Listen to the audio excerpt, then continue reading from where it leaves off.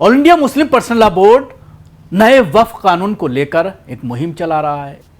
उसके तमाम office bearer के साथ साथ उसके तमाम जिम्मेदारान के साथ साथ सांसद सैयद असदुद्दीन ओवैसी साहब भी लगातार अपनी तकरीरों में जोशीली तकरीरों में ये कहते हुए नजर आते हैं कि हम एक भी मस्जिद को तोड़ने नहीं देंगे, मुसलमान एक भी मस्जिद पर हमला बर्दाश्त नहीं करेगा, इस कानून के हिसाब से हम किसी भी कीमत पर एक भी मस्जिद पर कब्जा नहीं करने देंगे। लेकिन ये तमाम जोशीली तकरीरें हैं, ग्राउंड पर कोई काम नहीं है।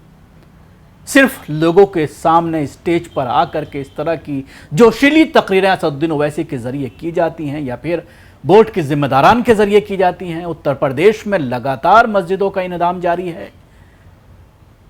सोमवार को संभल की एक मस्जिद चंदोसी क्षेत्र में जो आती है नगर पालिका में, उसको यह कहते हुए डिमोलिश कर दिया गया कि नगर निगम की जमीन है। दूसरी एक मस्जिद और संभल से करीब ही रामपुर में कल गिरा दी गई है, उसको भी ये कहा गया कि यह अवैध है। और ये दोनों मस्जिदें काफ़ी दिनों से यहाँ पर थीं और मस्जिद के आसपास के इलाके पर भी बिल्डोज़र चलाया जा रहा है। संभल में तो एक स्कूल पर भी बिल्डोज़र चला दिया गया जो उससे मिला हुआ था और उसको लेकर के एक शिकायत ये थी कि बकरीद में इस स्कूल के अंदर कुर्बानी की गई थी, इसलिए प्रशासन ने उसको अपने निगाह में रखा और मौका तलाश किया। मस्जिद को डिमोलिश कर रहे थे, सोचा साथ साथ इसको भी निपटा दिया जाए। कानून कुछ भी नहीं करेगा, कोर्ट का कोई डर नहीं है, सुप्रीम कोर्ट कुछ भी कहता रहे, लेकिन जो अधिकारी हैं उन्हें मालूम है कि उनको जो है बाबा के ज़रिए पूरी तरह से प्रोटेक्शन हासिल है। कानून उनका कुछ नहीं बिगाड़ सकता, कानून उनकी जेब में है। सुप्रीम कोर्ट छोड़िए, कोई भी कोर्ट जो है उनका कुछ नहीं कर सकता। इसीलिए उत्तर प्रदेश में लगातार इस तरह के बिल्डोजर चल रहे हैं और ओवैसी साहब जोर जोर से चिल्ला रहे हैं, अपनी स्पीचें दे रहे हैं कि एक भी मस्जिद पर कब्जा नहीं होने दिया जाएगा। लगातार ये कब्जे जारी हैं। तमाम उलमा इकराम इस तरह के बयानात देते हैं, लेकिन ग्राउंड पर जाकर जब कोई मस्जिद शहीद होती है तो कोई वहाँ पर नज़र नहीं आता, कोई कानूनी कार्रवाई नहीं की जाती, सिवाय इसके कि जो वहाँ के लोकल मुसलमान हैं उनको डरा धमका करके रात के अंधेरे में अचानक बिल्डोजर पहुँचता है और उसको गिरा दिया जाता है, शहीद कर दिया जाता है। मामला दो मस्जिदों का है। एक मस्जिद जो है उस पर बिल्डोजर चला है, मस्जिद को जमींदोज किया गया है, रामपुर में कथित अवैध कब्जा बता करके उसका आरोप लगाया गया और उसके बाद उसको बुलडोज कर दिया गया। मस्जिद, मज़ार और दुकानों पर भी चला बिल्डोज़र, प्रशासन का बिल्डोज़र। बताया जा रहा है कि पीडब्ल्यूडी की ज़मीन पर अवैध कब्जे का आरोप लगाने के बाद बिल्डोज़र की कार्रवाई की गई है। मंगलवार तड़के पटवाई में पीडब्ल्यूडी की जगह बताई गई और ये कहा गया कि इस पर मस्जिद, मज़ार और थाने की दीवार को जेसीबी से गिरवा दिया गया है। सुरक्षा के लिहाज से पुलिस बल भी तैनात रहा, लोग सोते रहे और जेसीबी निर्माण को गिराती रही। फजर की नमाज़ पढ़नी नहीं है, सबको देर तक जागना है और 10-11 बजे सो करके उठना है, इसलिए रात का वक्त सही है। मुसलमान कौम सो रही है।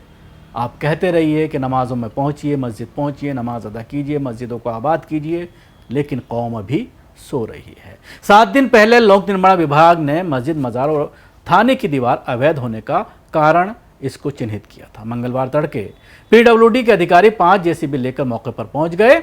उसके बाद निर्माण को गिरा दिया गया। 1 घंटे में सब कुछ जमींदोज हो गया।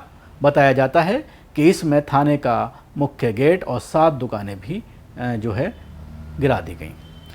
इसके साथ ही संभल का एक मामला है जो चंदोसी तहसील है, वहाँ पर 125 मीटर ज़मीन में बनी मस्जिद को शहीद कर दिया गया। मस्जिद में 40 फीट ऊंची मीनार भी बनाई गई थी, बड़ी आलीशान मीनार बनाई गई थी। नगर पालिका की भूमि बताई गई और उसके साथ ही आसपास के 30 और मकानों को चिन्हित कर उनको नोटिस दिया गया है कि ये भी नगर निगम की ज़मीन पर बने हुए हैं। पालिका ने 15 दिन पहले नोटिस देकर निर्माण करने वालों को खुद ही गिराने की चेतावनी दी थी। 21 जून को अवधि पूरी होने के बाद ही ये कार्रवाई की गई। मस्जिद का कुछ हिस्सा कमेटी ने गिरा दिया था। मीनार गिराने को प्रशासन की मदद मांगी थी। मंगलवार सुबह एसडीएम विनय मिश्रा और सीओ अनुज चौधरी पुलिस और नगर पालिका के साथ मौके पर पहुंचे। पहले मस्जिद के भवन को गिराया गया, उसके बाद मस्जिद के बाकी हिस्से को ध्वस्त कर दिया गया। एसडीएम ने आसपास स्थित अवैध मकानों और दुकानों को भी खाली कराने का कहा है। मीनार के पास स्थित 4 दुकानों और 2 मकानों को भी अवैध पाया। एसडीएम ने इन पर भी तत्काल कानूनी कार्रवाई के निर्देश दिए।